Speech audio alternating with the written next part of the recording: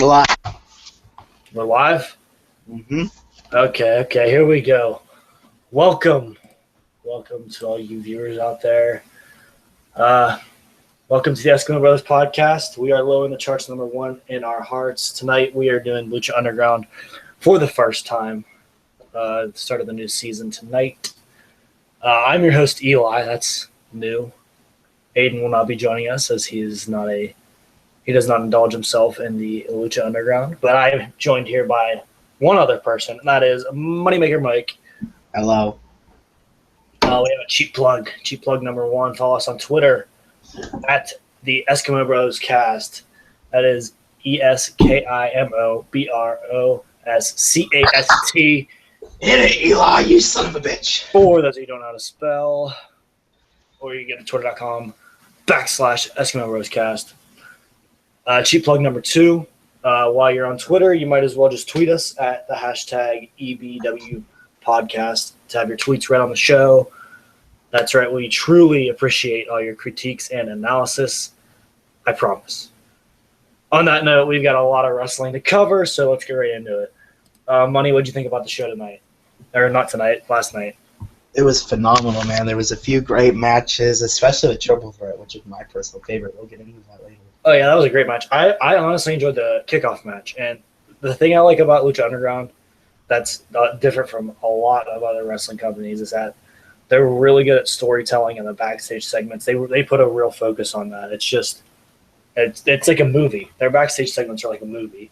Yeah. It's just really cool. So tonight, if for those of you who didn't watch last season, we started off with a Vampiro promo tonight, and that is from last season at Ultima Lucha. He wrestled Pentagon Jr. And after that match, he revealed that he was Pentagon's master. So we start this season off at Vampiro at a clinic in the psychotic break division. He's being evaluated by a doctor. The doctor asks Vampiro if he's had any nightmares or flashes of violence that he wants to do. So we see some highlights from the Vampiro Pentagon match from Ultima Lucha. We find out that Vampiro's been in there for 6 months, and the doctor tells him that he has to take pills twice a day to stay away from the violent state, and he will stay away from these places that engage in violent activities. So they let him out. It was a graduation day, as Vampiro called it. And who's out there outside to pick him up? It is his commentating partner, Matt Striker. Smarky Matt, as Paul will call him. Smarky Matt. I love Matt Striker. He's awesome. Yeah. So he's out there, and Vampiro asked him, "Do I still have a job?"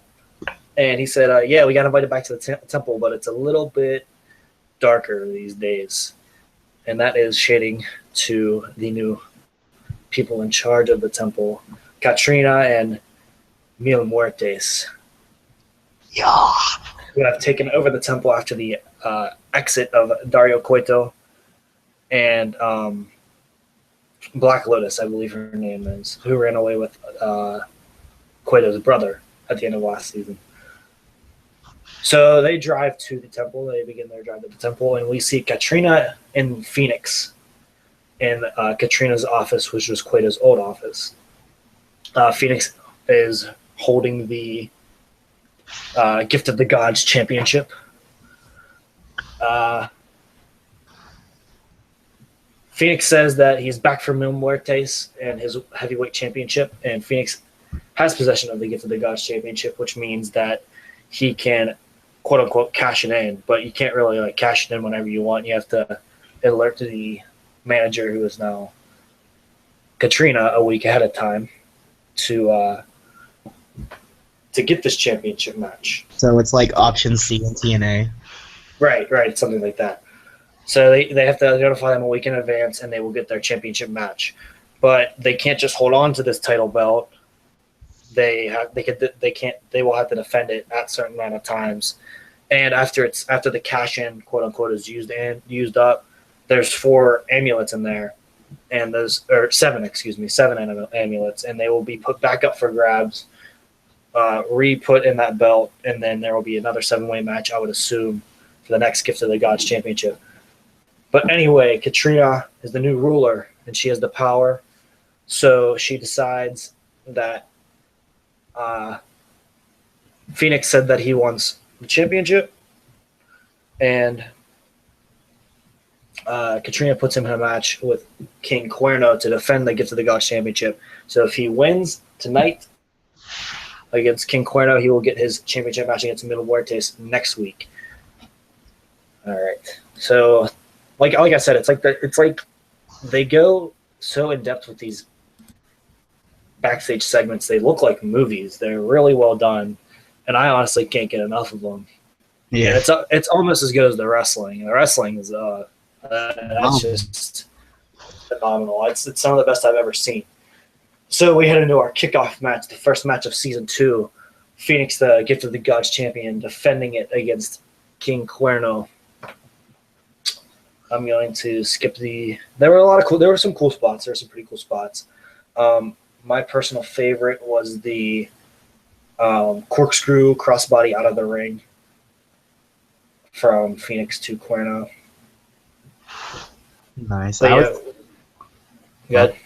I was liking all the cutters that Phoenix was hitting. Those. Yeah, he hits that springboard cutter really well. Yeah, those were dope, dude. Yeah, dude.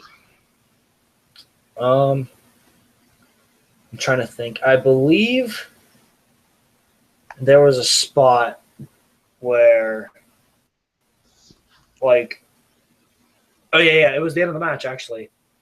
Phoenix bounced off the ropes, and he did like a little somersault and then jumped on Cuerno's back, and it looked like Cuerno was going to throw the hunt for the second time, but he kind of like slipped out of it a little bit. Yeah. And then he hit this, like, it looked like he was set up for the tombstone, but Phoenix slid down, and it was like a package pile driver type deal, and he dropped him just straight on his head. And I like seeing these pile drivers because you don't see these in the WWE because they're highly illegal. And I think they're pretty sick. And he hit that package pile driver for the win, and that makes him the new Gift of the Gods champion, King Cuerno. I don't know if I like that personally, but I think it'll make sense eventually. They always make sense of it, no matter what. But yeah, I think this was the best wrestled match of the night. These are two guys that I always put on a show. I mean, I'm not like as big of a fan of Cuerno's moveset as Phoenix is. Phoenix, I feel like, is more high flying and more that lucha style. Yeah, he reminds me of Rey Mysterio. Yeah, he's the one that draws the comparison with Rey to me also. And Cuerno's more of that like hybrid kind of guy. You could see him do the power stuff. You could see him do the high flying stuff. Yeah. But yeah, it was a really good match, and Cuerno is the new Gift of the Gods champion. And there's a backstage segment. After that, you see at the end of the last season, Son of Havoc, Ivelisse, and Angelico drove away on motorcycles at the end of the last season after they lost their trios championships at Ultima Lucha. So they drive back in on these motorcycles, and Ivelisse says that they're ready to fight as they see Katrina. But Katrina says no, because Mil Muertes has something else in mind for all three of them. They're going to fight each other in a 3-way match tonight. And Son of Havoc starts freaking out, like, no, we can't do this. It took us a year to get on the same page. And now you can't just tear us apart like this. But Katrina says there is not an incentive. The winner of this 3-way match will go on to face Mil Muertes for the Lucha Underground Championship tonight. Yeah. So Ivelisse looks back at her partners, and they both nod, and so that match is set for the co-main event of the evening. And then we hit a commercial, and when we come back from commercial, Katrina and Cuerno is done getting dressed in the locker room, and Katrina appears, as she most mysteriously does, and congratulates Cuerno on winning the Gift of the Gods championship. Katrina tells Cuerno to remember the deal that he made with Mil Muertes, and Cuerno reassures Katrina and says that both of them have nothing to worry about. So we move on to the second match. That is Ivelisse versus Son of Havoc versus Angelico, a triple threat match to determine the number one contender. And I'm going to go a little bit more in depth with this one. They started off with like some crazy roll-up sequences, which, I mean, you see some of those now when it's like faces versus faces, or oh shit, and WWE with the face versus face type deals. It's like a sign of respect or whatever. Yeah. But yeah, it's just like there was some sunset flips, there were some schoolboys, there were some just victory roll type sequences, and they were pretty cool. And then they all want to lock up like the Rusev high lock or whatever they usually do. And Havoc and Ivelisse locked up, and then Ivelisse and Angelico wouldn't lock up, so Ivelisse just kicked him in the leg. And that's where it just kind of all fell apart. So they just start slapping each other. Ivelisse kicks and chops Angelico. Ivelisse then slaps Son of Havoc in the face. Ivelisse hits the Hurricane Rana on Angelico, which makes Angelico go into the corner, and then he hits a running knee on Ivelisse for the 2 count. Son of Havoc hits a springboard moonsault for the 2 count. Angelico will get the kick, would then hit a kick on Son of Havoc. This wasn't really the best wrestling from these guys, because I've seen Angelico do a lot more athletic and crazy stuff. But I mean, I thought it was still really good. Yeah. Like, one thing about him, it's like, I was telling my friend this, I never, like, when I'm watching WWE, it's a 3-hour show. Well, I mean, Monday Night Raw. It's a 3-hour show, and there's high points and low points. And I think everybody's like this. There's just some matches that you could be really into, and there's some matches where you're sitting there just checking your phone, and you want nothing to do with it because it's just complete garbage. And they're given 3 hours, and they should be able to do so much with that 3 hours. And Lucha Underground is given 1 hour a week on El Rey. And I am completely glued to my television for that entire hour. Yeah. Because the wrestling's so good, the storytelling's so good. I honestly can't get enough of this show. Because, I mean, I didn't watch the first season as it was airing. I literally have been catching up on Watch Wrestling for 2 weeks. And I just finished the first season, and I watched the season 2 premiere later, a little bit ago, like 2 hours ago. And I don't know, I find it really entertaining, and it's just something I don't get with the WWE. I mean, NXT sort of does the same thing to me, but the storytelling isn't there as much. It's just kind of like rinse and repeat. It's great wrestling, don't get me wrong. But, yeah. But anyways, back to the action. We have Angelico and Ivelisse brawling on the top rope, and then Ivelisse pushes Angelico off and then hits a flying crossbody on him for the 2 count. Then Ivelisse hits Son of Havoc with a couple chops and then a couple kicks. And then Angelico hits a running forearm to the back of Havoc. Ivelisse hits an enziguri on Angelico for a 2 count. Son of Havoc hits a backstabber, or a backbreaker, on Ivelisse, and then sends Angelico outside of the ring. And then he hits the suicide dive on Angelico, then Ivelisse. And that's another thing I like about this. There's a lot of the suicide dives, a lot of planchas, a lot of extreme moves to the outside of the ring. Like, if nobody's watched Lucha Underground before, if you want to see something really extreme, I suggest watching the finals of the Trios Tag Team Tournament from last season. And Angelico really has a great spot in there. I won't spoil it, but it's one of the more extreme things I've ever seen in my life. Oh, is that the one where you tweeted about the other day? Yeah. Okay. It was a really good spot. I mean, these three wrestlers are really good. I mean, Son of Havoc, for those of you who don't know, he was Matt Cross. He was, I forget his real name. I forget his real last name, but he was on Tough Enough, not the last season, but the season they did in like 2011. That was Stone him? Cold. Yeah, that was him. Oh my god, he looks so familiar. Yeah, and then he got cut like the second week. And this guy's nuts. Like, who won that season? I forget the guy's name, like Andy or something, Andy Levine. His And he, name's like Matthew Capiconi. okay, yeah, that sounds right. But yeah, that Andy guy, he never wrestled a match in the WWE, and I believe they cut a promo in Lucha Underground about like Son of Havoc being like rejected or something, and how he was just like a reject, and he's from the open road, and now he came here to succeed. And yeah, I think that was kind of like a shade at the WWE, kind of being like, we're not interested in you. Even this dude's really talented. He's one of the more talented guys on this Lucha Underground roster. I mean, there's a lot of talented guys on this roster, but he really sticks out to me. I might be because he was on Tough Enough and everything, but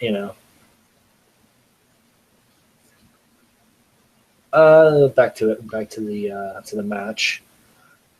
Son of Havoc hits a springboard double foot stomp to the back of Angelico. Then he connects with a standing moonsault for the two count. Very crisp sequence there. His movements in the ring are really, really fluid. Him and Angelico, he has an awkward body shape for being like such a high flyer. He's really tall and really slender. Yeah. What is he, like 5'11", 6'1", 6'2"? Angelico or Angelico. I think Angelico's like. Yeah, I'll look it up. Angelico's got to be like 6'2" or something. 6'3", 6'3". Yeah. Yeah, I mean 6'3". It's not that tall, but because Johnny Mundo is also 6'2", 6'3", and he does the same stuff that Angelico does. But I don't know. It seems like I think Johnny Mundo is more of like the muscular guy, and then there's Angelico. He's like tall and slender, and it just looks awkward sometimes whenever he does stuff. But he's really good at the high flying stuff, and he's really good with the strikes and everything.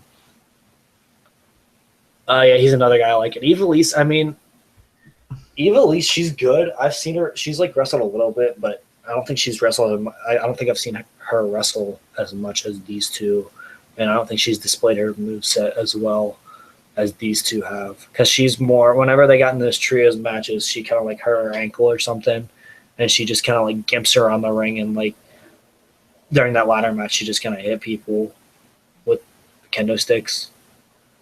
Yeah. But yeah. Anyways.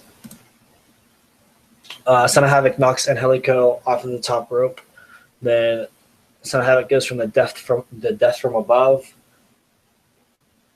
which is the shooting star press, and he gets caught up. He gets dropped on the manhood, and Ivelisse rolls up Angelico to pick up the victory. So Ivelisse is the winner, and she gets a shot at Mil Muertes right after this.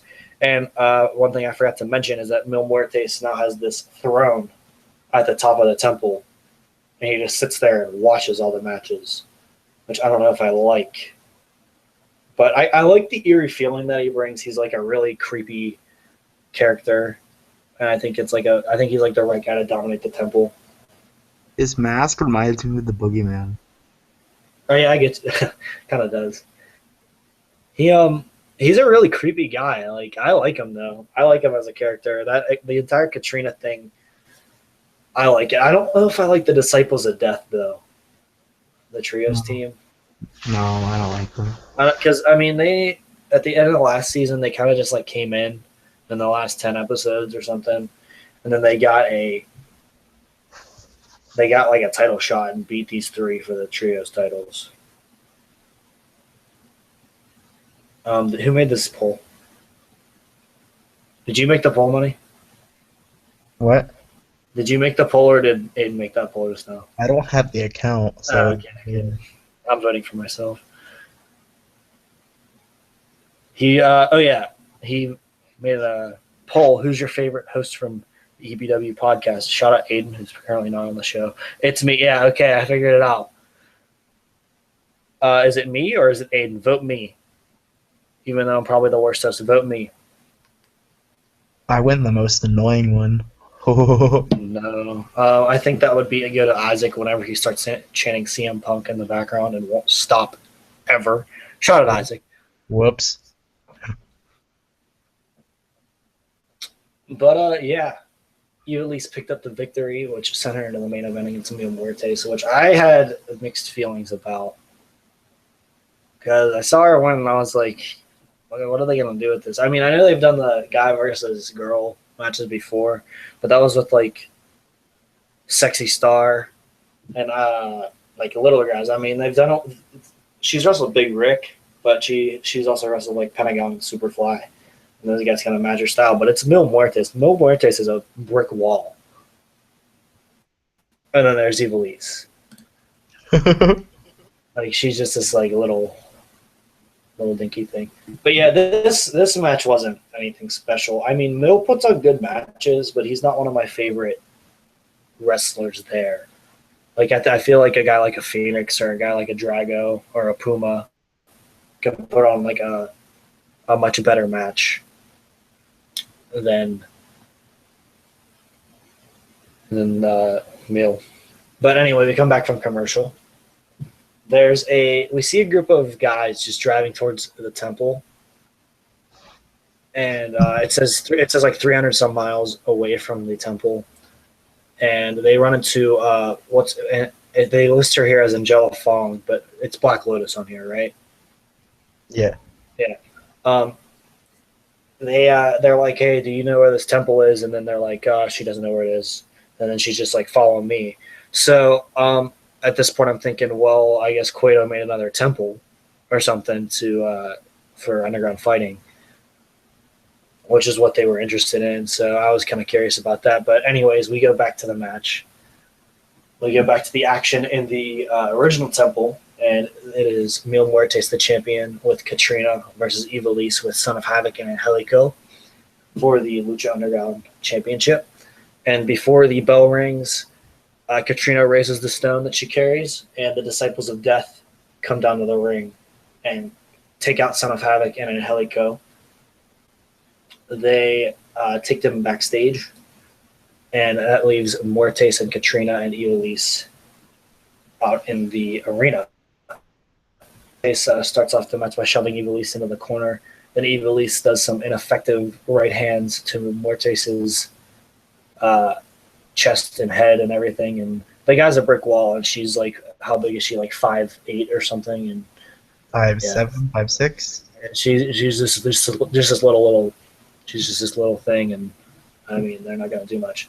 And then Muertes hits her with a backbreaker, and then Muertes just starts beating her head off the top turnbuckle, launches her into the corner, and he continues his domination with a big boot, but then Ivelisse counters with a guillotine. With the guillotine choke, she has the body scissors on him, but Muertes powers out and begins to choke Ivelisse. But then Ivelisse hits some back elbows and she goes over the top rope, and she's trapped within the ropes, and she locks in the cross arm breaker, and it appeared to do some damage to Muertes' wrist or something, which I wasn't convinced. But anyway, she goes to the top turnbuckle, and she jumps at Muertes and hits a pretty sick tornado DDT, which that impressed me. Like I like Ivelisse as a wrestler. I like her as a character. She's hot. But she's really hot.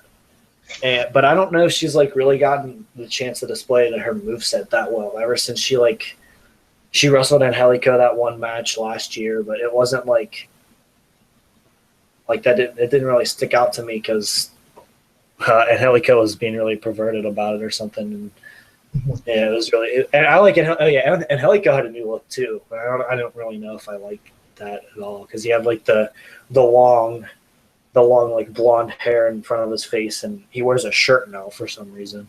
I don't really like it when wrestlers wrestle with shirts. Dude, he was just fucking green all over. Yeah, I know. It's like Aiden said this the other day. It was like the neon green. Like, oh, look at me, I'm wearing neon green. Yeah, like instead of the Green Lancer and the Green Luchador. The Green Angel. But yeah, I like Angelica and everything. Change the ring gear. I like the tights, the long tights with big gloves. But green, I don't. Just not a fan. You fucking right. Back to the action. Katrina comes into the ring and she goes to distract Ivelisse, and Muertes charges up a spear, and Ivelisse sidesteps it, and Muertes spears Katrina instead. But then Ivelisse rolls up Muertes for the 2 count, and I honestly thought that she might have won the championship on that match, or on that move, and I was like, wow, that would have been so dumb. But then Muertes hits a big power slam, and then connects with the flatliner to pick up the victory. And then, oh yeah, and I forgot to mention that Katrina. Ivelisse was the first woman to compete for the Lucha Underground Championship, aside from Sexy Star in the. Was she in the Aztec Warfare? Maybe. But I don't think so, but maybe. She might have been, but they might be right. She might be the first woman ever. And I mean, she did good for. They both did good for what they were given. Like, Mill was working with a woman, and Ivelisse was working with this tower of a man to wrestle with, and they did. I think they did pretty good to entertain, especially with that little Katrina spot where she got speared. I thought it was pretty funny. I like Katrina as a character, and I like that she's in charge of the temple now, And she's hot. and she's very hot. The seductress, as Matt Striker would call her. I love Matt Striker. I love Vampire. I think it's a great commentary team. Better than WWE. Any of them. Right? But yeah, I'm excited to see where they go with the Vampiro storyline also. Like, he's just kind of Vampiro. He's just kind of Ian Hodgkinson again, and not Vampiro. Even though he's just like back at commentary, even though I want to know what happened in between the 6 months that he was in the facility or whatever, and I want to see how Pentagon has evolved. Speaking of Pentagon, after the match, Katrina comes into the ring and decides not to give Ivelisse the lick of death, which would have been very hot, but it did not happen. Because Katrina orders Muertes to hit another flatliner, but then the former Lucha Underground champion, Prince Puma, shows up and super kicks Muertes to make the save of Ivelisse.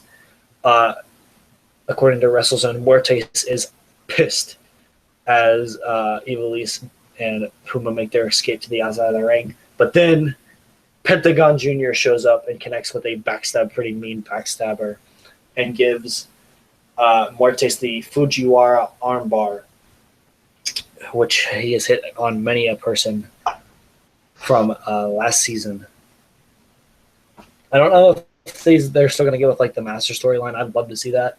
But they kept panning the camera over to Vampiro whenever Pentagon was on the ring. So they probably will. I don't see them just dropping the storyline altogether, because that was a pretty big storyline last year. Yeah, it was pretty. I thought it was a great storyline. I wasn't expecting. Actually, I was expecting a Vampiro to be the Master because somebody told me. Hey, but I thought you saw it already. My bad. Okay. no. But yeah, it was a really good twist. I liked it. The shock. I would have been shocked. I would have been like, "Wow, that's fucking pretty cool." No, but some asshole of his spoilers. Some ass just had to tell me, "Oh, did you see that match when Vampiro wrestles his mentor or whatever?" And I go, "What?" I was mad, but I got over it. Well, yeah, I love Moneymaker Mike. About the Lucha Season 1 recap video I sent you and the guys in the group chat, and I was like, hey, did you see when Pentagon faced Master? Yeah, and I was like, yeah, but Money, you want to say anything about the show while I reply to someone here? It was a great show. I can't wait to watch next week's episode. More great action, phenomenal wrestling, and more good stories. Yeah, I mean, I can't get enough of this show. I'm sad that I ran out of episodes on season 1, and I can't wait to see what guys they bring back to the temple, because I know not everyone will be coming back. And I know that there's going to be new people there, like Rey Mysterio. Ooh. Booyaka, booyaka. I can't wait to see him in a Lucha Underground ring. I want to see the likes of... Guys, I've got a question. Oh my god. Guys, I've got a question. What's the question, Aiden? You say all of these great things about this television show. I've been listening to the entire stream, right? You say all these great things about Lucha Underground, and, you know, I know a lot of great things about great professional wrestling. I know it stems from... Actually, I don't really know where TNA stems from, but wherever TNA does stem from, I know that's greatness right there. Eli, I have one question. I know that 100% of wrestling companies that are enjoyable are owned by Dixie Carter. Is Lucha Underground owned by Dixie Carter? No. No. Okay, well, that's all I have. And TNA's based out of Nashville. Dang, I was actually going to say Tennessee. And damn it, Aiden, your streak's alive too. Yeah, that's right. You had to do it, didn't you? I had to. It was my destiny. His streak was coming to an end. Speaking of destiny, wasn't Del Rio great on Lucha Underground tonight? Del Rio wasn't on Lucha Underground tonight because, you know, Oh, it's shoot. not like their company anymore. You know Oh, how he like shoot. started with WWE? Yeah, that happened. Oh, Yeah, yeah, I kind of forgot about that. Well, you two enjoy your show, Aiden, alright? stay in here for a minute. I gotta go Oh, you gotta go? for like a couple seconds. Alright, well, I'm not sure exactly what you guys are talking about, but my name is Aiden. Yes, I said that, I'm here with, Moneymaker Mike. I'm here with Eli. People know who you are, dumbass. That's true. That's true. Lucha Underground is a show, and it is wrestling. It's wrestling. And, did you say the main event was a guy fighting a girl? Yes, it was. That's something as Matt Stryker would say. We could beat you over the head with the gender inequality stuff, or we could just let the wrestlers fight, and that's what they do. That's pretty cool. Yeah, it's pretty neat. Vince should watch Lucha Underground, then he'll learn how to give his divas a chance. Seriously, they're getting like I'd world love title to shots. Yeah, I'd love to see, shoot, my dream match, Sarah Lee versus The Big Show. For the WWE Championship. Yes. Eric Rowan versus Paige in a steel stairs match. Oh god. Look at Vince. Flaming steel stairs. Yes. Burn that butt chin right off. Alright, guys, thank you for your time. I'm gonna head out now. Have fun. You're doing a great job, by the way, Eli. That's why you're winning the poll on Twitter right now. I haven't. Oh, by the way, I don't know if you saw the other poll, which is currently who's more annoying, Triple M, Mike, Money, or the Luke Harper guy. And right now, Mike is winning. Sweet. So yeah, guys, enjoy the rest of the show.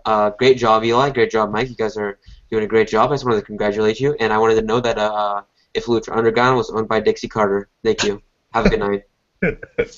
Thank you too. There's your episodic dose of Aiden, everybody who missed him so dearly, because I know that I did. His streak's still alive. The streak is still alive for old Aiden.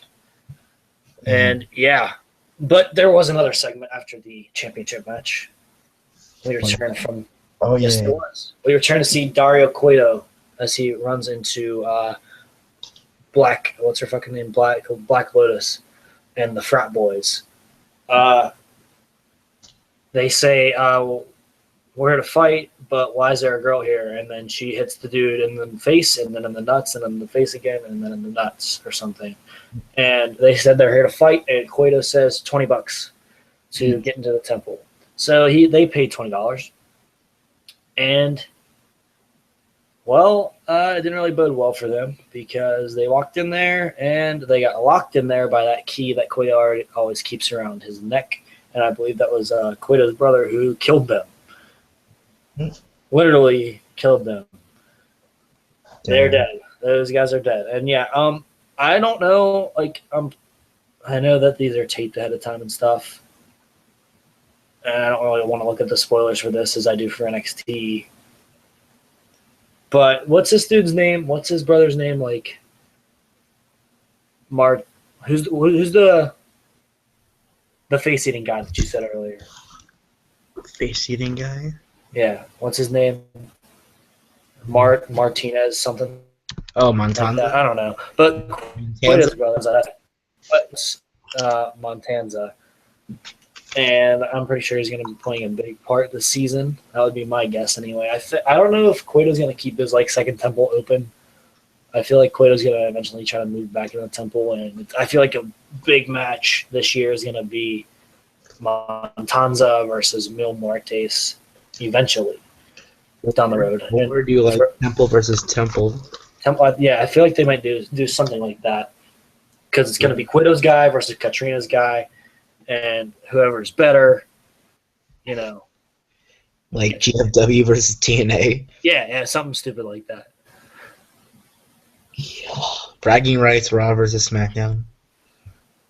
Basically. Right. Oh. But yeah, the show is great. Great wrestling. I don't know if we're going to keep... What's up? Crisp. Very crisp. Very crisp. Yeah, I enjoyed it. I enjoyed it up and down. You want to go back and rate the matches? Okay. The first match, Quano versus Phoenix, I'll give it a solid 9 out of 10.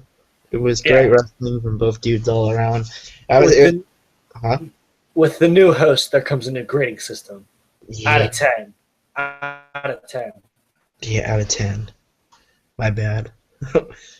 Yeah, the only bummer part for me was seeing Phoenix lose the title. Yeah, I would have liked to see him keep it, but I feel like they're going to do something useful with this Corno deal with. And maybe it might result in Corno turning face or something and ending up using that belt to get a final shot. Probably. Yeah, I'd like to see something like that, or Phoenix win it back eventually. Yeah. Yeah. Yeah, I'll also give it a 9 out of 10 because I can't get enough of these two in the ring. And when they just go together, it's just great nonstop action. I also really 2 big thumbs up to Cuerno's new finisher, that tombstone, that package tombstone or something, whatever it was. Here, I'll look it up. Yeah, it's pretty sick. King Cuerno.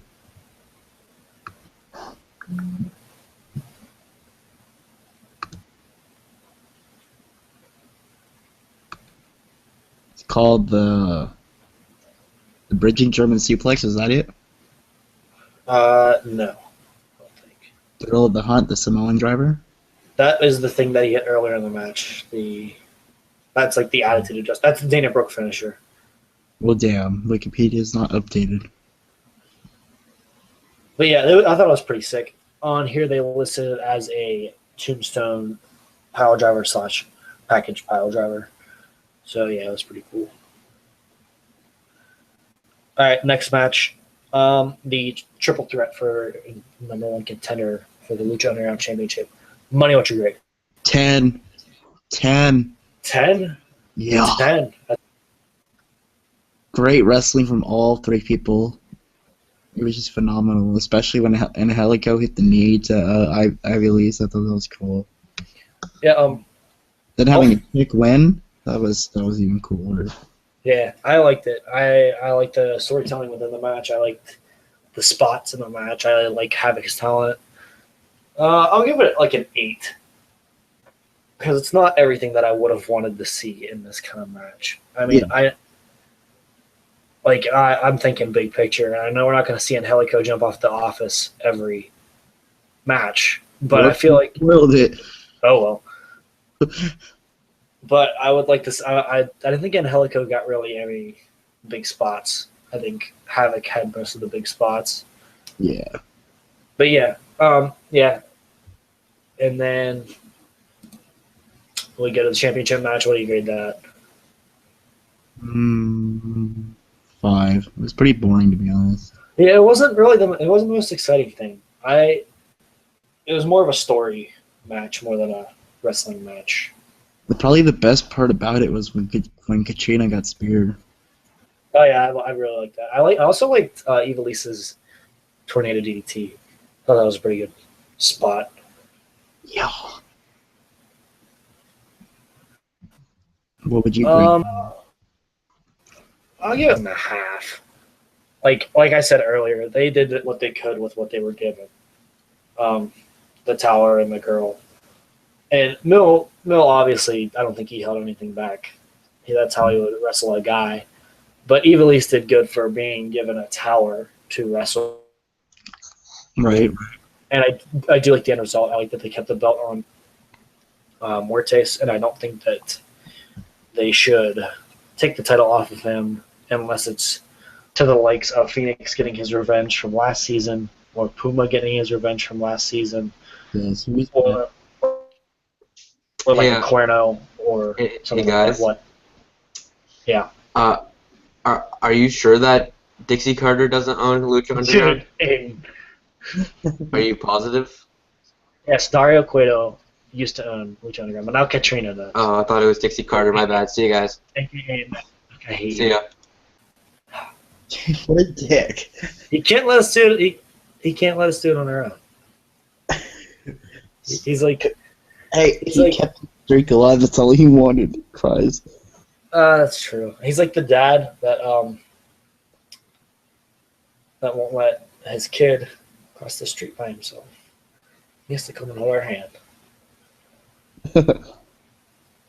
But yeah, I give that a 7, or what I give 6.5, and I give all the backstage segments a 10 because they don't get any better than this in wrestling. The backstage segments do not get any better. But honestly, I think we've gone pretty far into it for 40 minutes or something. I think we've done pretty good for a 1 hour show with 3 matches and 2 people. So yeah, I'm gonna say, tell us how we did in the comments. See if I'm a good host. See if the 2-person system is okay. Give us any feedback that you want to, and also follow us on Twitter. That at twitter.com/Eskimo Bros Cast, or just log on to Twitter and follow us at Eskimo Bros Cast. That is ESKIMCAST. Hit it, Eli, you son of a bitch. Or those who don't know how to spell. And if you have any questions, comments, concerns, tag that account and use the hashtag EBW podcast. Yeah, that's just about it. Thanks for joining us. Thank you for watching, whoever is watching, even though this is during a SmackDown. So, yeah, thanks for watching. Thanks for anybody who will watch this in the future. Have a great luchador night. I'm done. For Moneymaker Mike and myself, we will see you on Saturday, I believe, for the next show. Yeah, I think so. All right. That will be our weekend review. But this may be the one and only with just us two. We'll see. But for us both, I bid you good night.